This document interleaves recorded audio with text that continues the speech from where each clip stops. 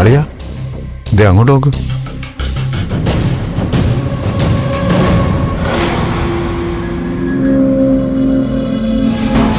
വാടാ വാടാ.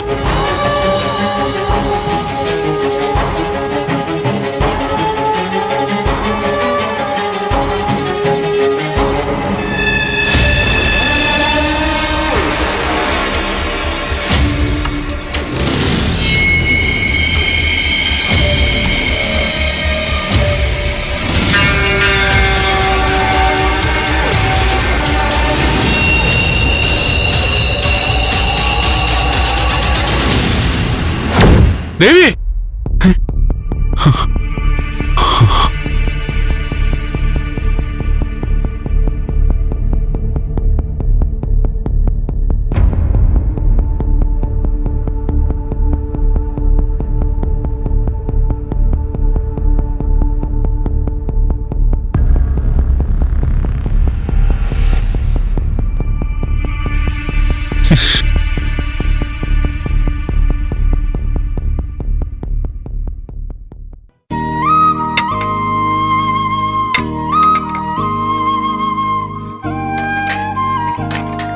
ഞാൻ അങ്ങോട്ട് പോവാട്ടോ. അമ്മ ചായ കുടിച്ചിട്ട് പോവാം. വേണ്ട, ഞാൻ അവിടെ ചെന്നിട്ട് കുടിച്ചോളാം, സമയം പോയി. ഇല്ല, ഞാൻ എന്താ എടുത്തു. ചായ എടുക്കാനൊക്കെ അറിയാമോ? അത്യാവശ്യം ജോലികളൊക്കെ ചെയ്യാറുണ്ട്.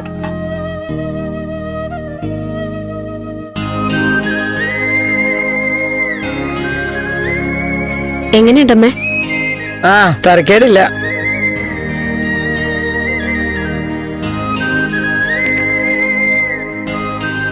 ഇനി ചായ ഇടുമ്പളേ കുറച്ച് മധുരം മതി അമ്മയ്ക്ക്. ശരി അമ്മേ. ഉമ്മ എന്തിടി, അവളെ എണീറ്റില്ലേ? ഇല്ല. ഇല്ലേ?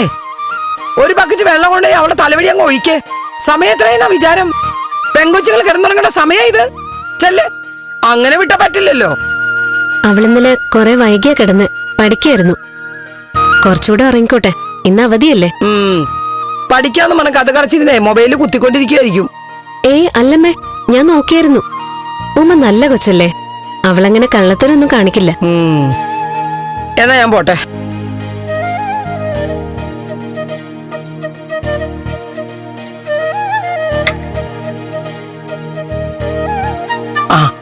പിന്നെ നന്ദമോൻ ഇന്ന് അവളെ വിളിച്ചോണ്ട് വരുന്ന തീരുമാനിച്ച് നിൽക്കുക.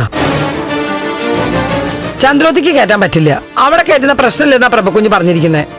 അമ്മയുടെ ധാരാ പറഞ്ഞേ? അതൊക്കെ ഞാൻ അറിഞ്ഞു.